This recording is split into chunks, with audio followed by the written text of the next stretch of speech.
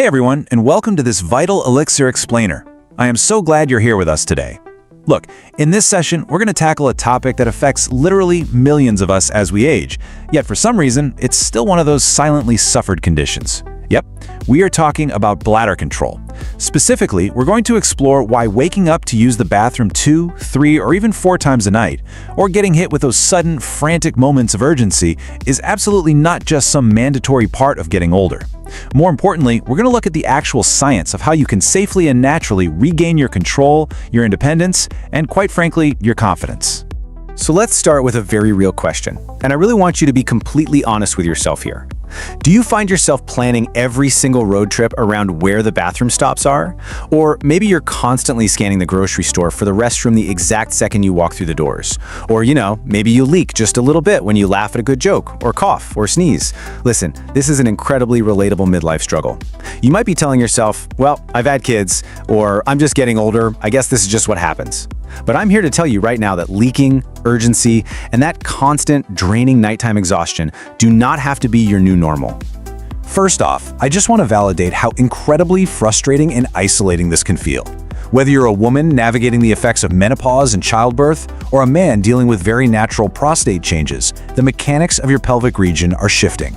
The National Institute on Aging confirms that as we get older, our bladder muscle can definitely become more sensitive, and the pelvic floor muscles supporting it undergo changes.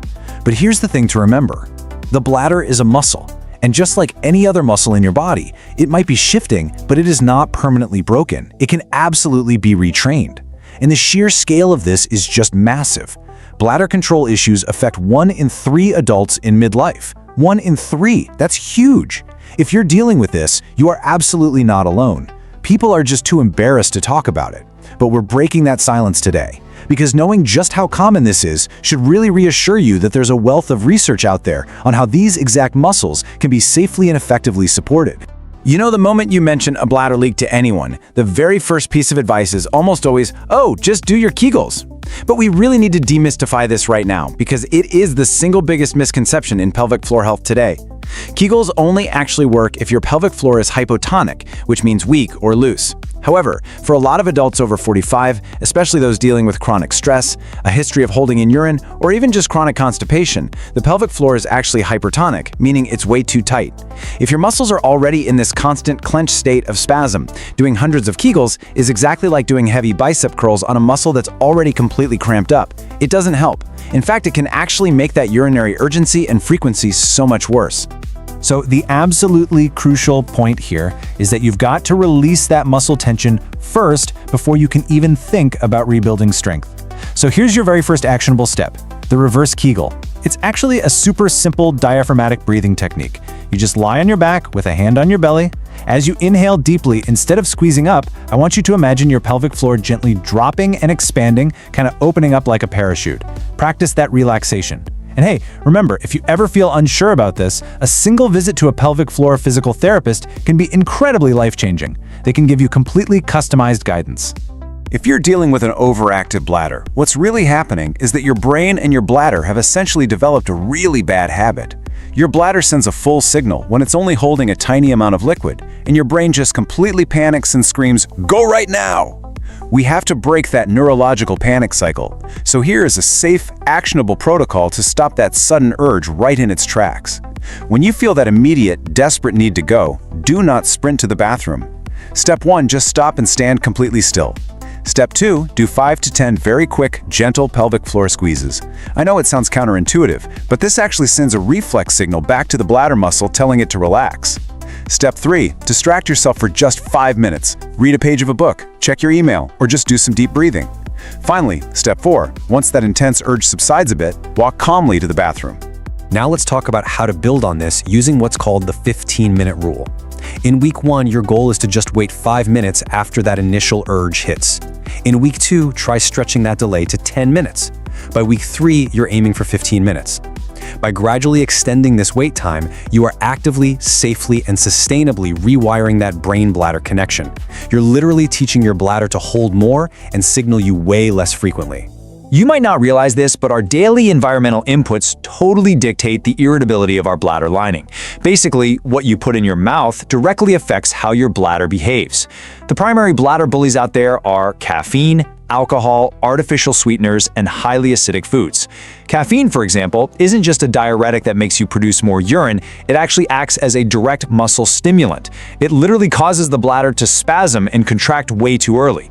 And things like artificial sweeteners or highly acidic foods, like citrus fruits or tomatoes, can also severely irritate that very delicate lining of the bladder.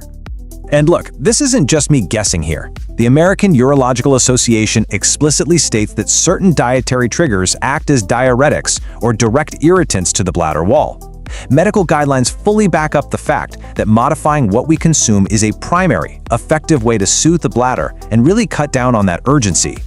So, I've got an empowering little challenge for you. Try a 2-week bladder elimination diet. Just try cutting out coffee, soda, those sneaky artificial sweeteners, and spicy or acidic foods for just 14 days.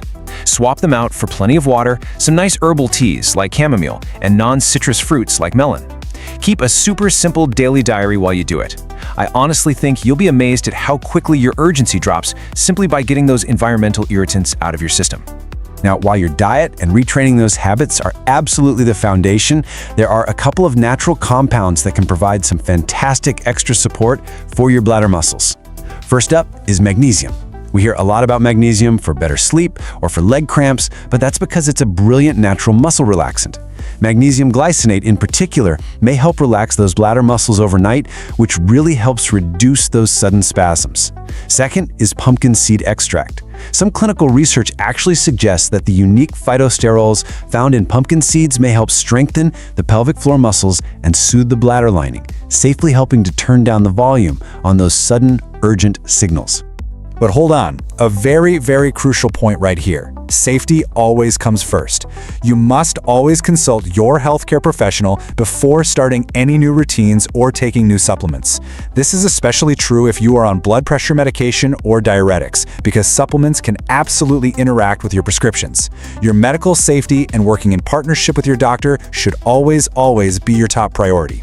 These nutrients might offer some great support, but they are never a replacement for professional medical advice. Okay, let's do a quick recap of these 4 empowering steps. Number 1, you've got to relax those tight muscles first using reverse Kegels. Number 2, start retraining that brain-bladder connection using the 15-minute rule. Number 3, challenge yourself to cut out the dietary bladder bullies for 2 weeks to let that lining calm down. And number 4, consider supporting your muscles naturally, but again, always with your doctor's approval first. Listen, you do not have to accept leaks and pure exhaustion as your permanent new normal. Your body is incredibly resilient and highly adaptable. With gradual, sustainable progress, you can absolutely support your aging body with confidence and strength. So, as we wrap up today's explainer, I really want to leave you with a final thought and a question. Out of everything we covered, which of those bladder bullies was the biggest surprise to you? Was it the artificial sweeteners? Or maybe realizing that your morning coffee actually causes muscle spasms? I would love to invite you to share your experiences down in the comments. Seriously, just talking about this stuff helps break the stigma for everyone. Remember to be kind to your body, always consult your doctor, and keep aging with strength, mobility, and vitality. Thank you so much for learning with me today, and I will see you in the next explainer. Thank you for your time.